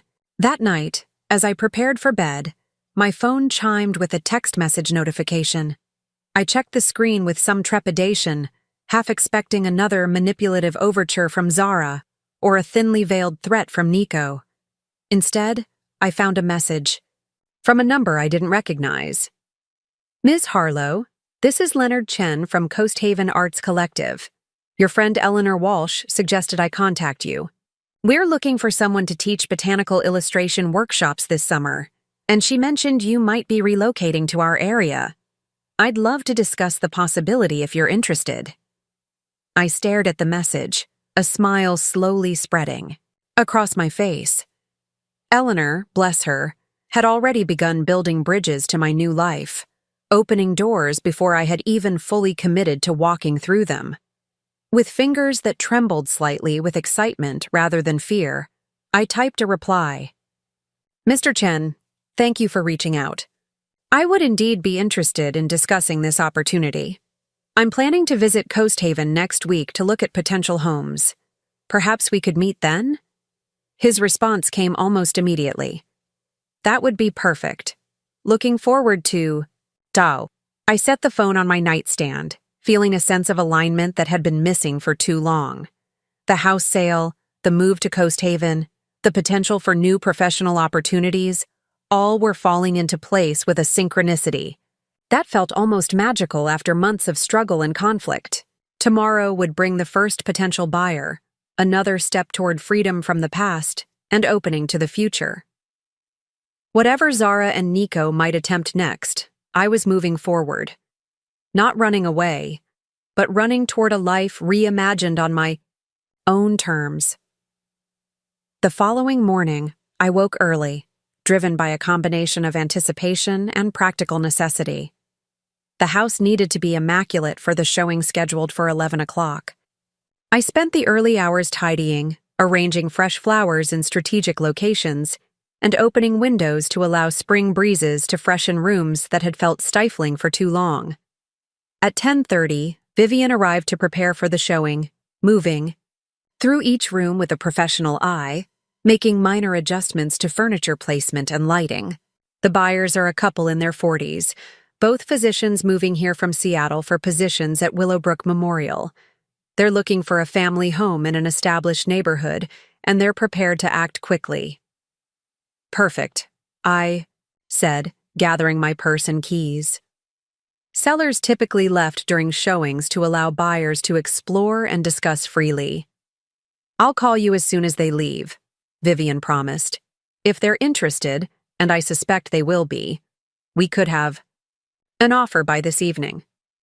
The speed of developments was dizzying but exhilarating. As I drove away from my home, I felt none of the expected nostalgia or regret, only a buoyant sense of forward motion, of obstacles transforming into pathways.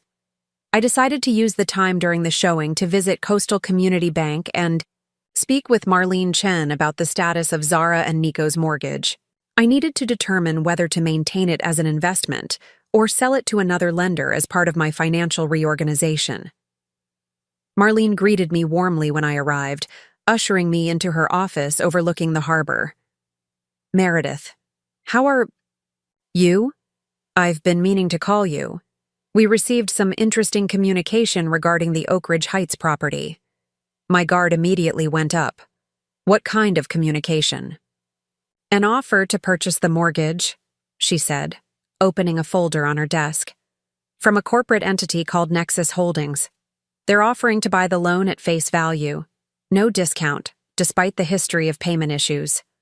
I frowned, puzzled by this development. That's unusual, isn't it?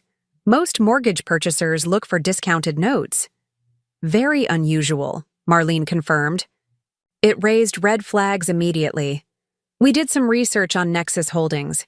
It's a recently formed LLC with minimal public information available. However, she slid a document across the desk to me. We did find this in the corporate registration documents. The paper listed the managing members of Nexus Holdings LLC. The primary name was one I didn't recognize, but listed as a secondary member was a familiar name, Marcus Jennings. Nico's racquetball partner, I murmured. The realtor. You know him? Marlene asked, eyebrows raised. I know of him, I clarified. He's connected to my son-in-law. This is interesting. Interesting was an understatement. It was clearly another attempt to regain control by purchasing the mortgage from me. They would eliminate my financial leverage over Zara and Nico's housing situation. The question was, where had they found the resources for such a move? From what I had uncovered, they were deeply in debt with minimal liquid assets. I assume you're not interested in selling the mortgage? Marlene asked. Definitely not to Nexus Holdings, I confirmed, though I am considering my options as part of a larger financial restructuring. We spent the next hour discussing various scenarios, keeping the mortgage as an investment property, selling it to a conventional lender, or potentially converting it to a different type of asset. By the time I left the bank, I had a clearer understanding of my options, though no firm decision had been made. As I returned to my car, my phone rang, Vivian calling with news from the showing. They loved it, she announced without preamble. They're preparing an offer right now. Full asking price, minimal contingencies, and this is the truly extraordinary part. They're willing to close in 2 weeks if you can accommodate that timeline. My breath caught. 2 weeks? That's incredibly fast. They're motivated. The husband starts at the hospital next month, and they're currently in temporary housing. I told them about your interest in a quick sale, and they're eager to accommodate if it means securing the property. Tell them yes, I said without hesitation. I can be ready in 2 weeks. As I ended the call, a text message notification appeared on my screen. Leonard Chen from Coast Haven confirming our meeting for the following Tuesday. Things were moving faster than I had anticipated, but rather than feeling overwhelmed, I felt exhilarated. I called Eleanor to share the news, then Lawrence to ensure all legal aspects of the accelerated timeline could be accommodated.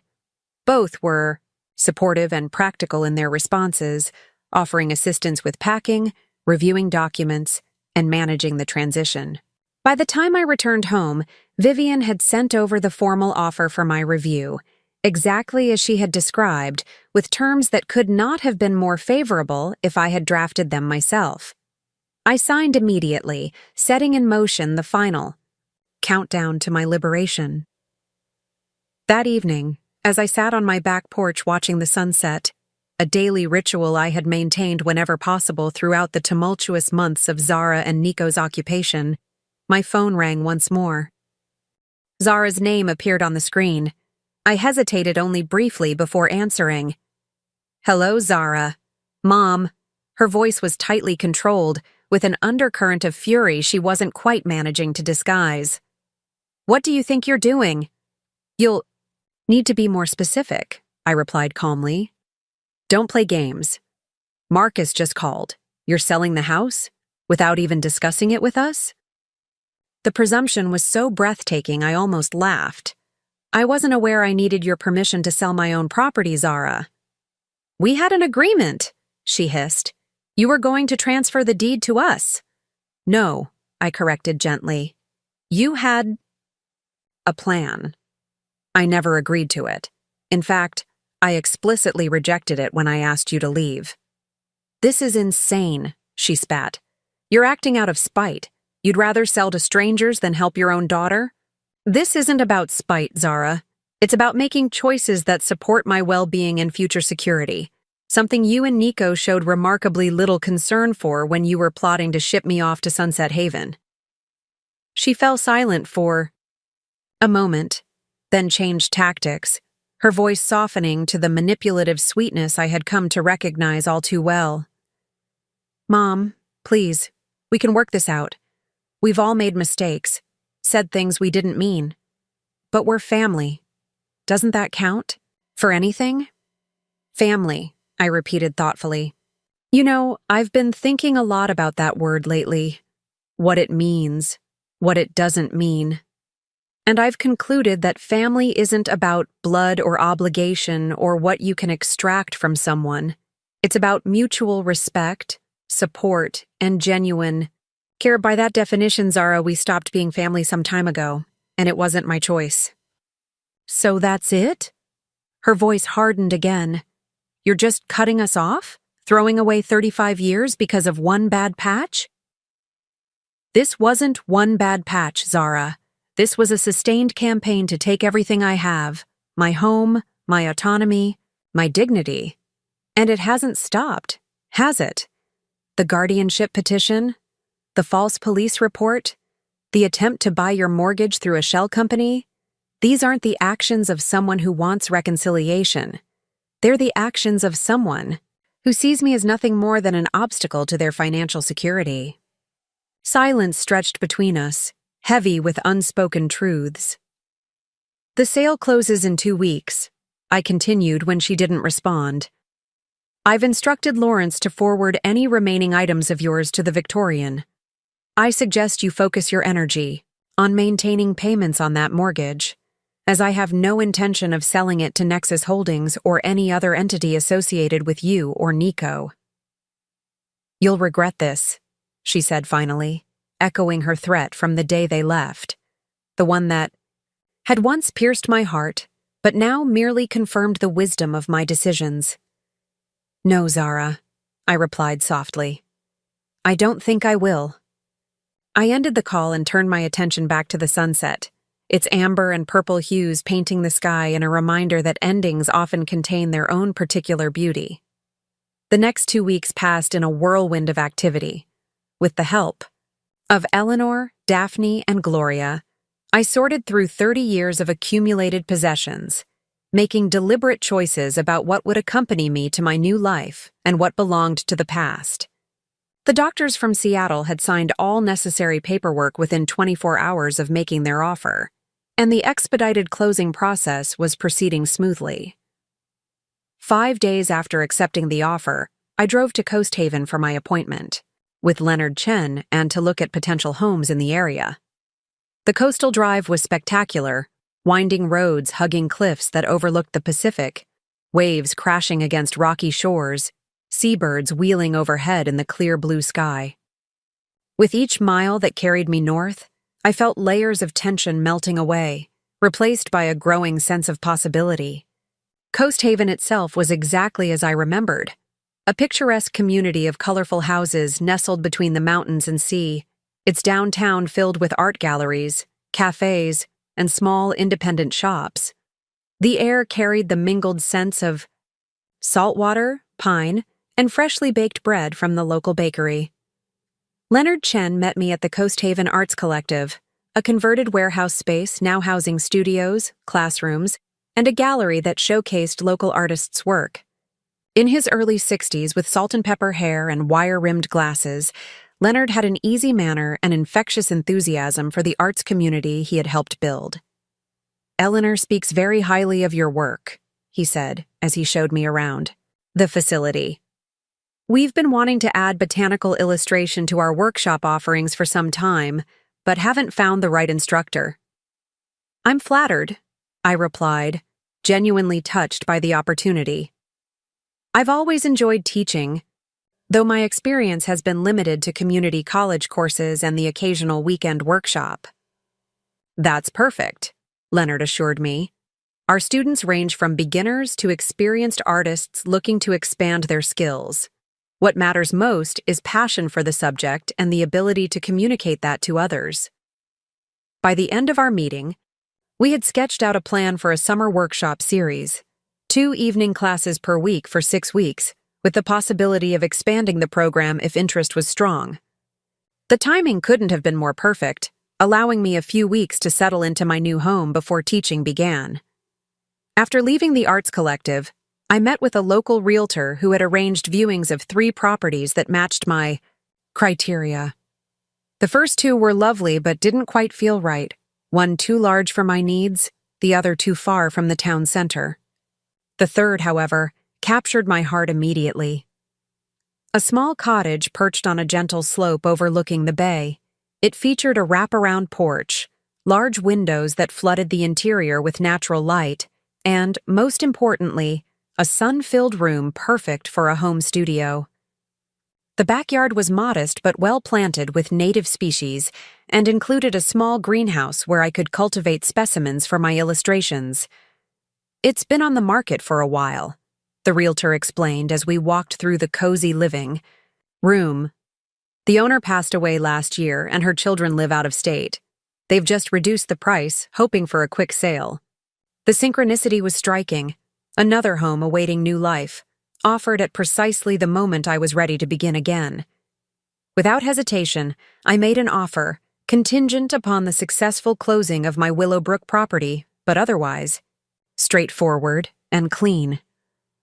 Driving back to Willowbrook that evening, I felt a profound sense of rightness, as if each piece of my future was falling into place with an ease that confirmed I was moving in the direction my life was meant to take. For the first time in longer than I could remember, I was making choices based not on obligation or others' expectations, but on my own desires and well-being. The contrast with the manipulation and constraint I had experienced under Zara and Nico's influence couldn't have been more stark.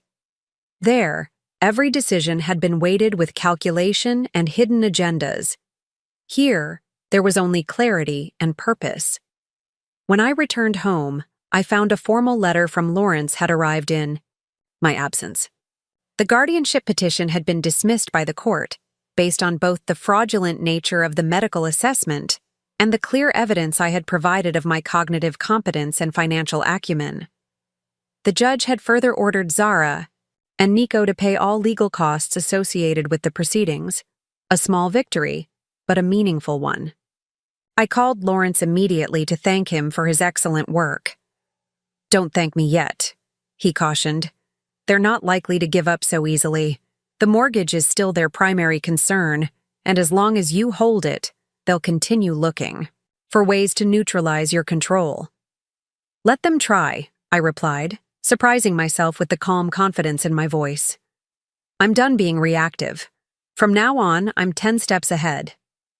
And indeed I was. Over the next week, as the closing date for my Willowbrook home approached, I finalized the purchase of the Coast Haven cottage, arranged for the transfer of utilities, scheduled movers, and began saying goodbye to the spaces that had witnessed so much of my life, both the joyful chapters and the painful ones. There was sadness, of course. This had been the home where Preston and I had built our life together, where we had raised Zara, celebrated birthdays and anniversaries, weathered storms both literal and metaphorical. Each room held memories that I would carry with me, regardless of who owned the physical space. But there was also a profound sense of liberation. The house had become a battleground, its walls absorbing the tension and betrayal of recent months.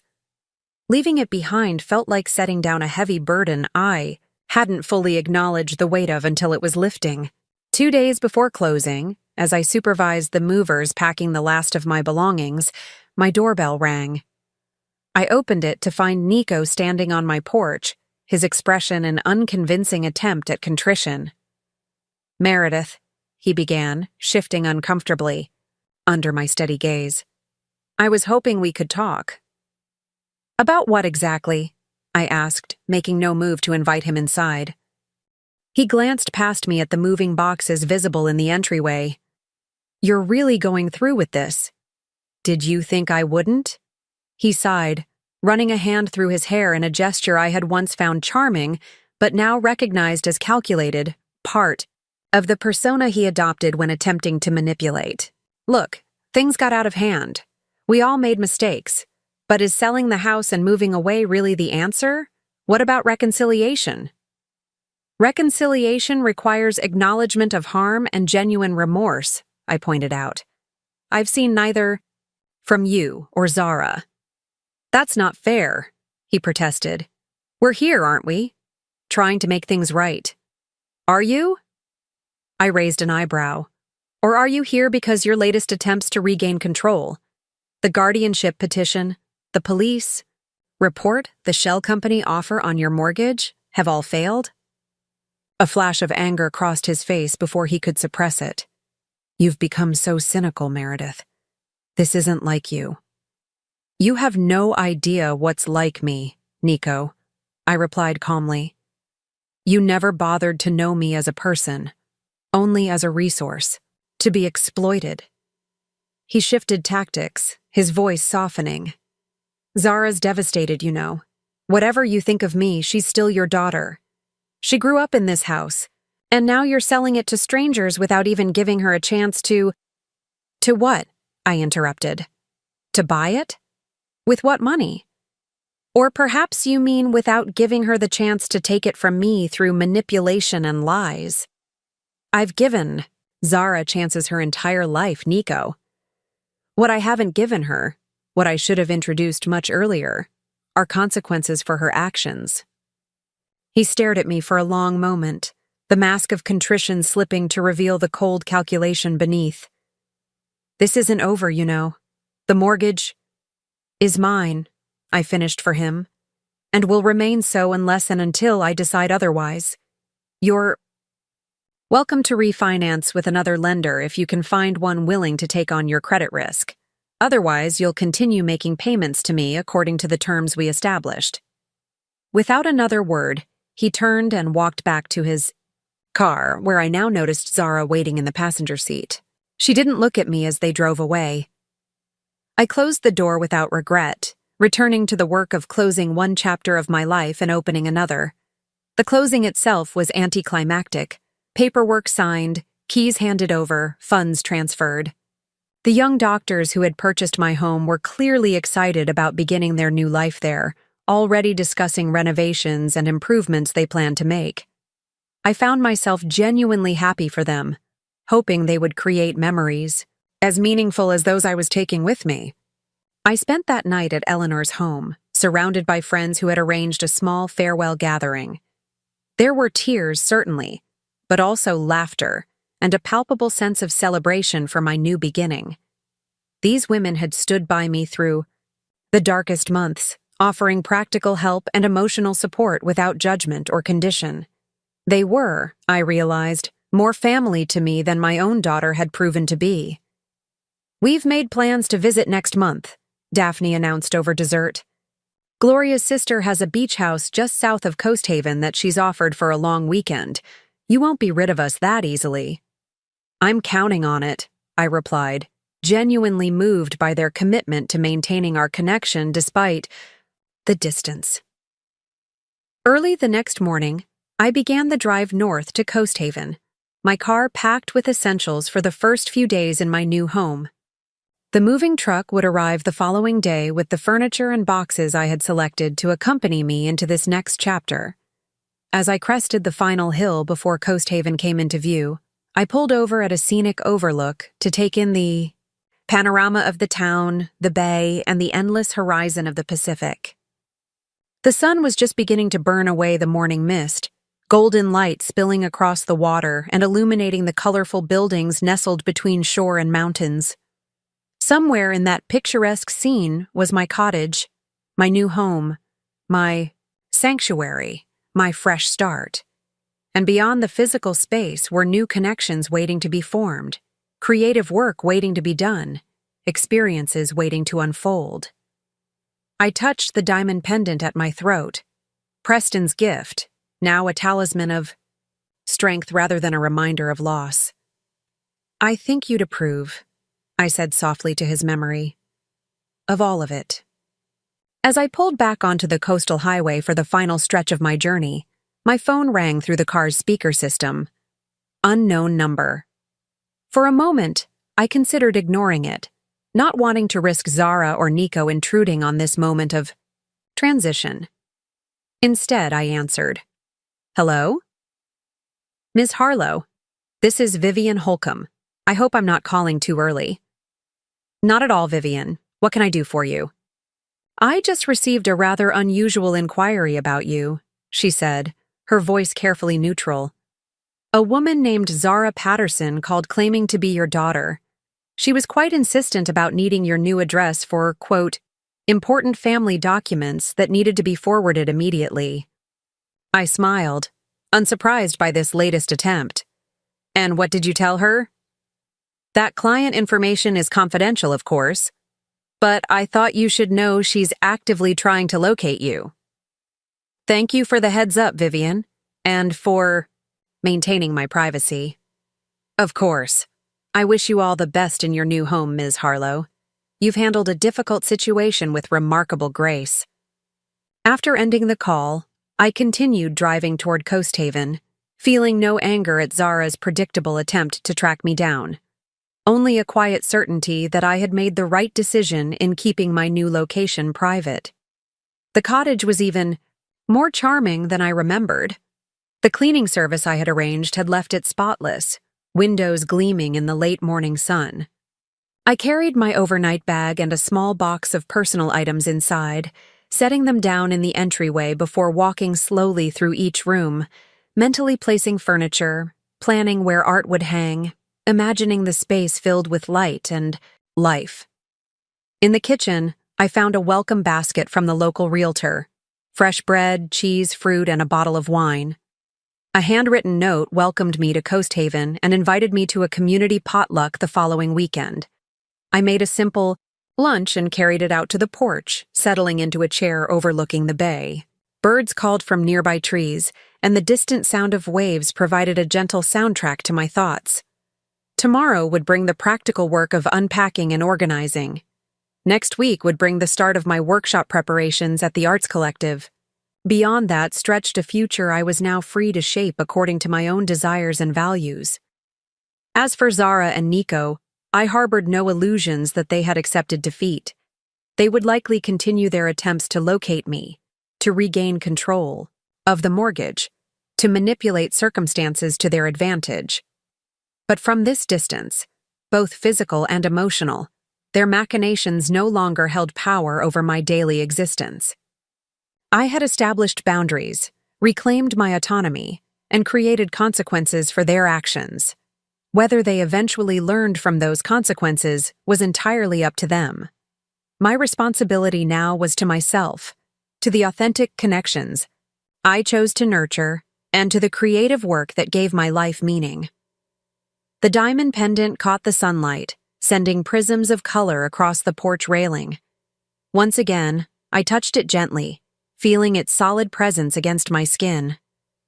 When my daughter made me sleep in the attic, I said softly to the ocean breeze, I revealed I own their entire mortgage, but more importantly, I discovered I own my entire life.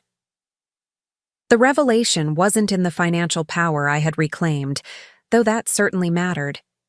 The true revelation was in recognizing my own worth beyond what I could provide to others, in choosing self-respect over exploitation, authenticity over manipulation, forward motion over stagnation in toxic patterns.